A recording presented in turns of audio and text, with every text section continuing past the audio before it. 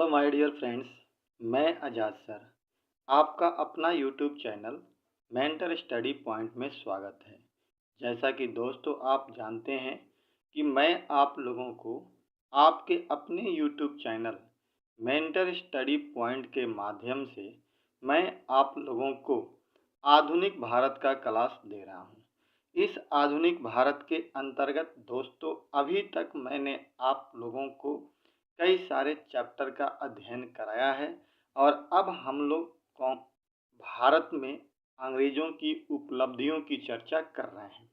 और इस उपलब्धियों के अंतर्गत अभी तक मैंने आपको दो उपलब्धि की चर्चा की है, जिसमें एक भारत में प्रेस का विकास, कैसे न्यूज़पेपर का विकास हुआ, और दूसरा भारत में अंग्रेजी शिक्षा यानी शिक्षा का विकास कैसे हुआ, इसके बारे में हमें पढ़ना है। अब तीसरा हम लोग पढ़ेंगे भारत में गवर्नर, गवर्नर जनरल और वायसराय के बारे में कि कैसे इन लोगों ने भी भारत के परिप्रेक्ष्य में कुछ बेहतर काम करने का प्रयास किया। हालांकि दोस्तों अलग बात है कि बहुत सारे गवर्नर या गवर्नर जनरल या वायसराय, तीनों को मैं अभी डिफाइन करूंगा, कि बहुत सारे ऐसे आए जिन्होंने भारत के प्रति गलत दृष्टिकोण रखा, लेकिन इन्हीं में से कुछ ऐसे भी आए जिन्होंने भारत के प्रति एक बेहतर नज़रिया रखा और बेहतर दृष्टिकोण रखा और भारत में सुधार करने का प्रयास किया। इन्हीं में से लॉर्ड रिपन और वारन लॉर्ड रिपन और लॉर्ड विलियम बेंटिंक का नाम भी महत्वपूर्ण माना जाता है। ठीक है दोस्तों, तो आज दोस्तों मैं आप लोगों को भारतीय इतिहास की उस टॉपिक के बारे में बताने जा रहा हूं जहां से क्वेश्चंस किसी भी एग्जाम में सबसे ज़्यादा पूछे जाते हैं। गवर्नर जनरल करने का मतलब ये है कि हम शुरू से लेकर अंत तक एक बार पूरे हिस्ट्री के बारे में जान जाएंगे, जिसमें से बहुत सारी चीज़ें मैंने पहले आपको बता रखी है और बहुत सारी चीज़ें जो बची हुई है वो हम लोग नेशनल मूवमेंट के अंतर्गत करेंगे।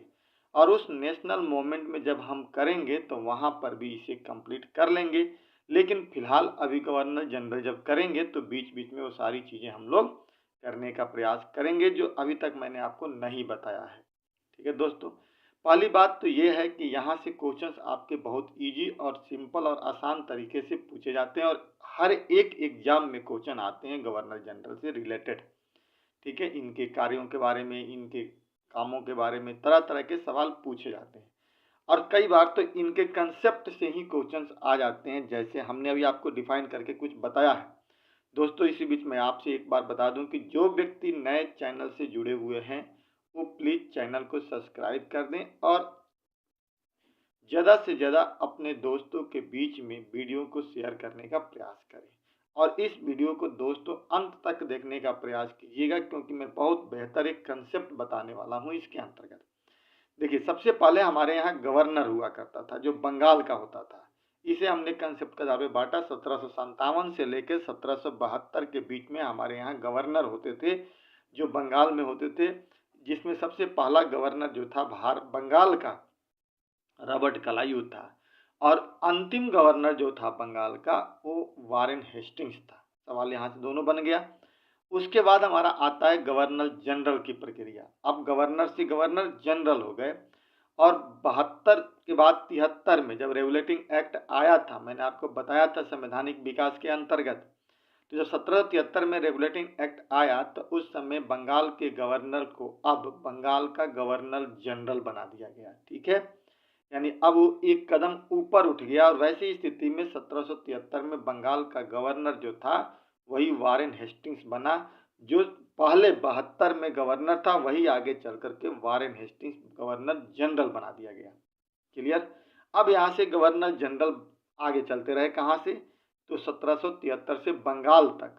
ठीक है दोस्तों, बंगाल तक गवर्नर जनरल आगे चले। उसके बाद से अब आता है 1833 का समय। 33 टर्निंग पॉइंट होती है जहां पर बंगाल के गवर्नर जनरल का पद खत्म कर देता है और अब वहां से कंसेप्ट लाया जाता है भारत का गवर्नर जनरल बनेगा। बंगाल वाली स्थिति खत्म, अब क्या आ गई, भारत वाली आ गई। तो यहाँ से दो सवाल पूछा जाता है दोस्तों।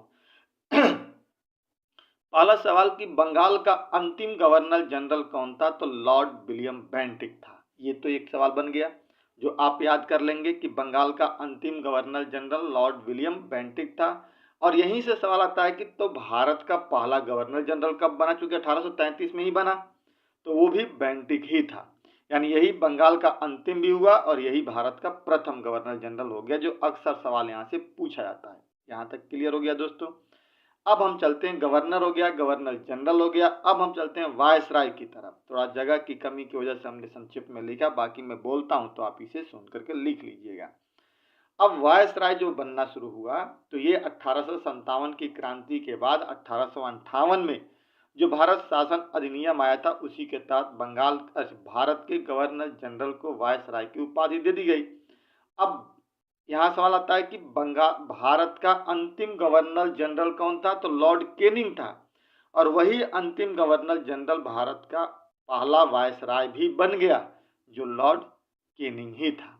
ठीक है, तो अब पूछा जाए कि अंतिम भारत का गवर्नर जनरल लॉर्ड केनिंग और प्रथम भारत का वायसराय लॉर्ड केनिंग हुआ, जो वहां से अब वायसराय का प्रक्रिया चलता रहा अंतिम समय तक, 1947 तक।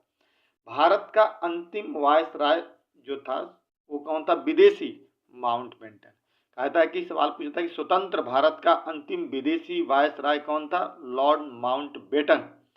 और यही सवाल पूछा जाए कि स्वतंत्र भारत का प्रथम भारतीय गवर्नर जनरल कौन था, तो आप याद रखिएगा सी राजगोपालचारी। तो ये दोस्तों मैंने एक कंसेप्ट बताया जहां से क्वेश्चन आपके पूछे जाते हैं।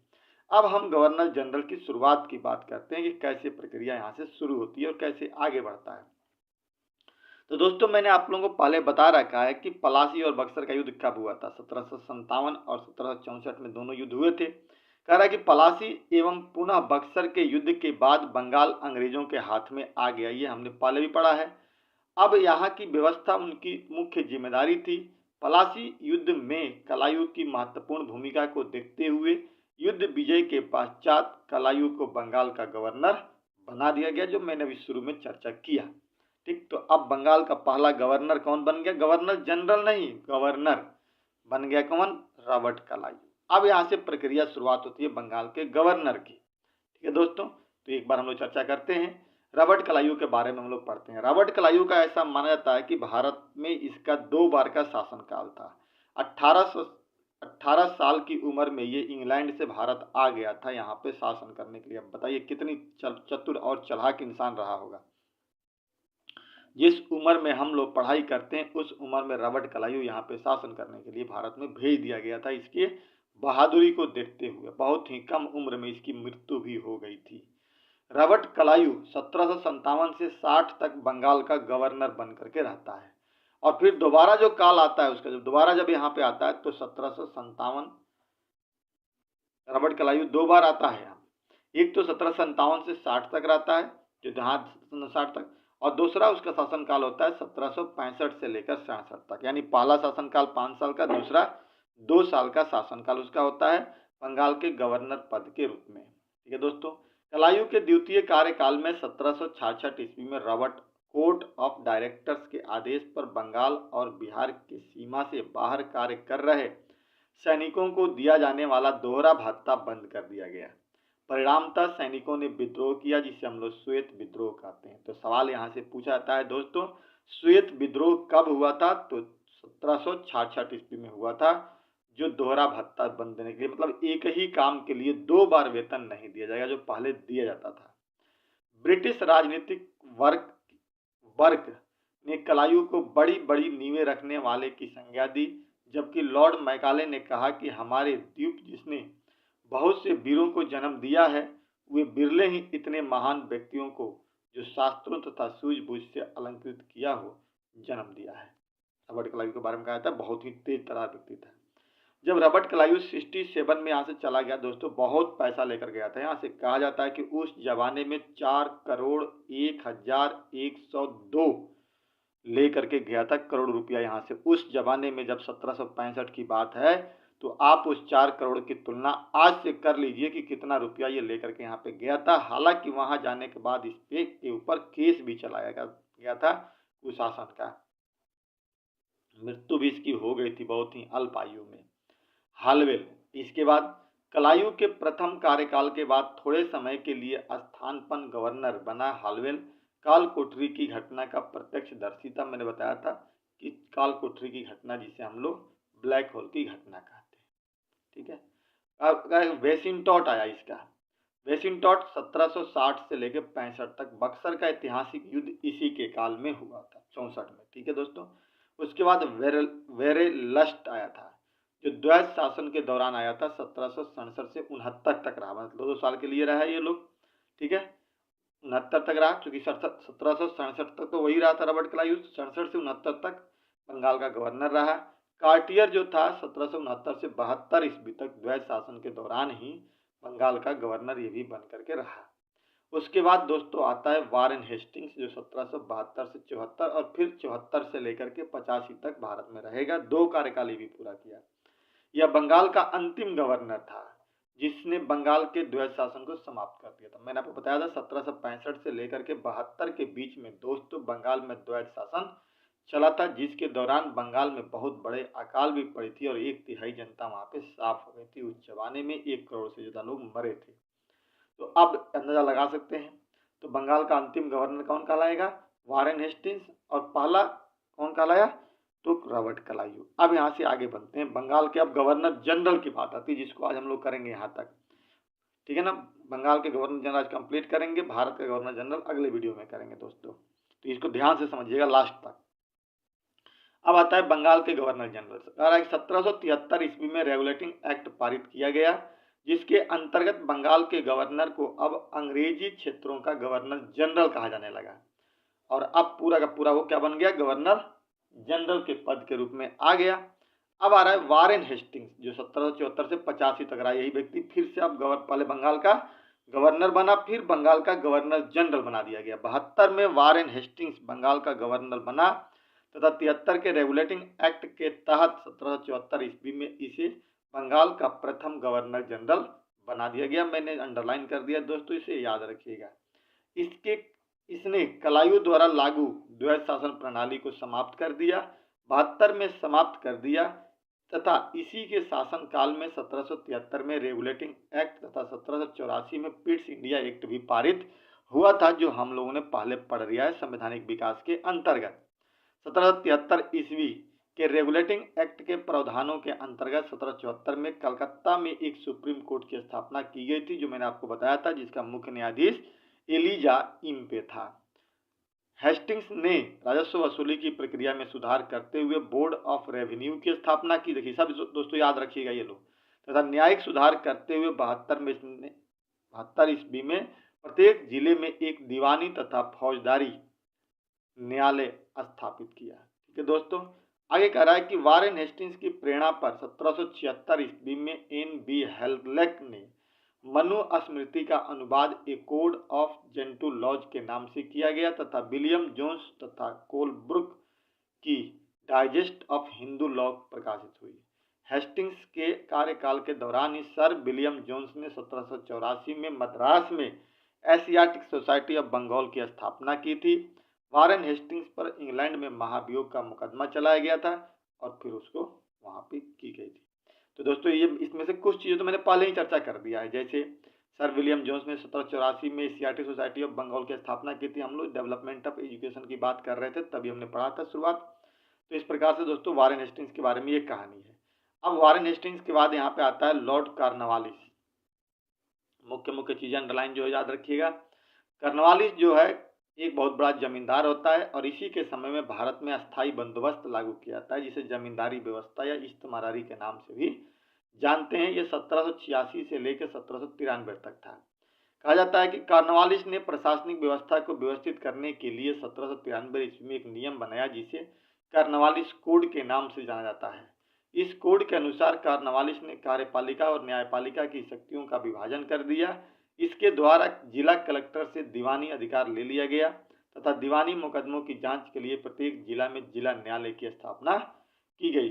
फौजदारी न्यायालय के अंतर्गत प्रत्येक जिला में जिला न्यायालय होता था, जो जिला जज के अंतर्गत होता था। पुलिस सुधार भी किया इसने। कॉर्नवालिस को पुलिस व्यवस्था का जनक माना जाता है, याद रखिए दोस्तों। जमींदारों के पुलिस अधिकार समाप्त कर दिए गए। प्रत्येक 400 वर्ग मील के क्षेत्र में विभाजित कर दिया गया तथा इसे पुलिस अधीक्षक के अधीन कर दिया गया। यह व्यवस्था ब्रिटेन से भी पहले भारत में स्थापित हुई। अब अस्थायी बंदोबस्त इसी के समय लागू हुआ था। 1790 ईस्वी में 10 वर्षीय भू राजस्व व्यवस्था लागू किया गया तथा जमींदारों को भूमि का स्वामी स्वीकार कर लिया गया और 1793 में यह व्यवस्था स्थायी कर दी गई, जिसे अस्थायी बंदोबस्त के नाम से जाना जाता है। ठीक है दोस्तों, तो याद रखिए सारा ये कार्यकाल के दौरान क्या क्या हुआ ये सब याद रखना है। सिविल सेवा में भी इसने काम किया था। कॉर्नवालिस को सिविल सेवा का जनक कहा जाता है। इसने कलेक्टरों के अधिकारों को सुनिश्चित कर उनका वेतन 1500 रुपया मासिक कर दिया। साथ ही कलेक्टरों के वसूले गए भू राजस्व में से 1% कमीशन भी उसे दिया गया जाता था। इस प्रकार इसकी कार्यकाल कंप्लीट हुई। इसके बाद आता है लॉर्ड वेलेजली, 1798 से 1805 ईस्वी तक ये रहा। बीच में भी आया था लेकिन उसका कार्यकाल इंपॉर्टेंट नहीं है। भारतीय राज्यों को अंग्रेजी राजनीतिक परिधि में लाने के लिए सहायक संधि प्रणाली का व्यापक प्रयोग वेलेजली ने ही किया था। इसके बारे में मैं आपको चर्चा कर चुका हूँ 1857 की क्रांति के पढ़ाते वक्त मैंने बताया था। तो सहायक संधि का जन्मदाता भारत में लॉर्ड वेलेजली को माना जाता है। इस संधि पर सर्वप्रथम 1798 ईस्वी में हैदराबाद तथा फिर 1799 में मैसूर, 99 में ही तंजौर, एक में अवध मराठा पेशवा, 31 1802 में वेसिन में तथा भोसले तथा सिंधिया ने 1803 ईस्वी में क्रमशः देवगांव तथा सुरजी अर्जुन गांव में अंग्रेजों के साथ सहायक संधि पर हस्ताक्षर कर दिए। प्रशासनिक अधिकारियों की शिक्षा के लिए वेलेजली ने 1800 ईस्वी में, ये भी बताया था मैंने, कलकत्ता में फोर्ट विलियम कॉलेज की स्थापना की। लॉर्ड वेलेजली द्वारा 1799 ईस्वी में समाचार पत्रों का प्रक्षेपण अधिनियम भी लाया गया था, जिसके तहत भारत में पहली बार प्रेस पर प्रतिबंध लगाया था। ये भी हमने चर्चा कर लिया है दोस्तों। धीरे धीरे अब हम लोग इंड की तरफ बढ़ रहे हैं। केवल इस टॉपिक के बाद आपका बचेगा केवल अब क्या, तो नेशनल मूवमेंट हम लोगों को करना है। अब आ रहा है दोस्त लॉर्ड कॉर्नवालिस, दोबारा एक बार बीच में आया था। लॉर्ड कॉर्नवालिस को दोबारा 1805 ईस्वी में गवर्नर जनरल बना करके भेजा गया, किंतु 3 महीने बाद ही इसकी हाजीपुर में मृत्यु हो गई। हाजीपुर में इसका मकबरा बनाया गया, जिसे लॉर्ड साहब के मकबरा के नाम से जाना जाता है। इंडिया में है ये। सवाल पूछा था किसकी मृत्यु भारत में हुई थी, तो वेलेजली की, सॉरी कॉर्नवालिस की। अब आता है जॉर्ज वालो, 1805 से 1807 ईस्वी तक। इसके कार्यकाल में धार्मिक प्रतीकों के प्रयोग के प्रश्न पर वेल्लोर का सिपाही विद्रोह हुआ 1806 में। वेल्लोर विद्रोह के समय विलियम बेंटिंग मद्रास का गवर्नर था। इसने यशवंत राव होलकर के साथ सहायक संधि, राजपुर घाट की संधि और द्वितीय आंग्ल मराठा युद्ध को समाप्त किया था। अब आता है लॉर्ड मिंटो, जो 7 से लेकर 13 तक रहा यहाँ पे। इसने 1809 ईस्वी में रणजीत सिंह के साथ अमृतसर की संधि की, जिसे शाश्वत मित्रता की संधि के नाम से जाना जाता है। याद रखिए शाश्वत मित्रता संधि 1809 में हुई थी। अब आता है लॉर्ड हेस्टिंग्स, 1813 से लेकर 23 तक रहा। इसके आक्रामक नीति के द्वारा भारत पर ब्रिटिश प्रभुत्व स्थापित हुआ। नेपाल का युद्ध इसी के समय में हुआ था। इसके कार्यकाल में आंग्ल नेपाल युद्ध 1814 से लेकर 16 तक हुआ। इस युद्ध में गोरखा नेता अमर सिंह को पराजित कर डेविड अख्तर लोनी ने 1816 ईस्वी में उससे सुगौली की संधि की। इस संधि द्वारा अंग्रेजों को शिमला, मसूरी, रानीखेत, नैनीताल के क्षेत्र प्राप्त हो गए। तृतीय आंग्ल मराठा युद्ध होता है इसी के समय में। इसके कार्यकाल में तृतीय आंग्ल मराठा युद्ध या पिंडारी युद्ध भी हुआ, जिसमें इसने पिंडारियों का दमन किया। पिंडारियों के 3 प्रमुख नेता चीतू, वासिल मोहम्मद और करीम खां को मार दिया गया। लॉर्ड हेस्टिंग्स ने मुगल सम्राट से तब तक मिलने से इनकार कर दिया था जब तक कि पुराने शिष्टाचार के नियम समाप्त न कर दिए जाए। मतलब अब इनकी मनमानी भी होने लगी थी भारत में। ठीक है दोस्तों, इसके कार्यकाल में मद्रास में 1820 ईस्वी में रैयतवाड़ी व्यवस्था का प्रारंभ मद्रास के गवर्नर थॉमस मुनरो के द्वारा किया गया था। हेस्टिंग्स ने 1799 ईस्वी के प्रेस प्रतिबंधों को हटा दिया, साथ ही प्रेस के मार्गदर्शन के लिए नियम भी बनाया। देखो दोस्तों, सारे के सारे मतलब जो भी काम हुए ना, सारे इसी में पूछे जा रहे हैं। बहुत ही इंपॉर्टेंट माना जाता है गवर्नर जनरल और वायसराय की कार्यकाल को। अब लॉर्ड एडम्स आता है 1823 में। यह स्थानापन्न गवर्नर जनरल होता है, थोड़े समय के लिए आता है। इसके समय में समाचार पत्रों पर प्रतिबंध लगाया गया था, जो हमने पीछे पढ़ा था। अब आता है एमस्ट। इसके काल में प्रथम बर्मा युद्ध 1824 से 26 ईस्वी में तथा बर्मा के साथ यादवों की संधि की गई, और यह पहला गवर्नर जनरल था जो मुगल सम्राट अकबर द्वितीय से मिलने गया था। इसी के साथ ही दोस्तों ये यहाँ पे कंप्लीट होता है। 1828 तक की बात होती है। फिर अब यहाँ से हम लोग जो अगला वीडियो जो करेंगे, उस वीडियो में हम लोग ये पढ़ने का प्रयास करेंगे कि अब जो बंगाल का गवर्नर जनरल था, क्योंकि 28 में अब कौन बन जाएगा, यहाँ पे आ जाएगा लॉर्ड विलियम बेंटिक, जो बंगाल का गवर्नर जनरल होगा। और फिर 1833 का चार्टर एक्ट जब आएगा तो उसी को बंगाल के गवर्नर के जनरल से हटा करके भारत का गवर्नर जनरल बना दिया जाएगा, और यहाँ से भारत के गवर्नर जनरल के बारे में हम लोग पढ़ना शुरू कर देंगे। ठीक है दोस्तों, तो आज हम लोगों ने ये देखने का प्रयास किया यहाँ पर कि कैसे भारत में गवर्नर और गवर्नर जनरल का उदय हुआ बंगाल में। अब हम लोग को पढ़ना है कि बंगाल से हट करके भारत में गवर्नर जनरल कैसे आगे बढ़ेगा 1833 से लेकर 1858 तक, और फिर वहां से आगे कैसे वायसराय के रूप में बढ़ेगा। ठीक है दोस्तों, आप इसे ध्यान से एक बार पढ़िएगा, नोट डाउन कीजिएगा, पीडीएफ डाउनलोड कर लीजिएगा और इसे समझने का प्रयास करना। दोस्तों यहाँ से क्वेश्चन बहुत सारे पूछे जाते हैं, इसलिए मैं आप लोगों को बार बार कह रहा हूँ कि गवर्नर जनरल की वीडियो को ध्यान पूर्वक बहुत अच्छी तरह से, जितने भी होंगे 3 वीडियो होंगे, तीनों आप ध्यान से देख लेना। ठीक है दोस्तों, क्योंकि यहाँ से बहुत सारे क्वेश्चंस बनते हैं और एक बार आपकी पूरी हिस्ट्री भी यहाँ पे लगभग रिवीजन भी हो जाएगी। जैसे आपने पीछे अगर वीडियो कंटिन्यू देखा होगा तो वहाँ से नोट्स बनाया होगा तो सारी चीज़ आपकी कंप्लीट हो जाएगी।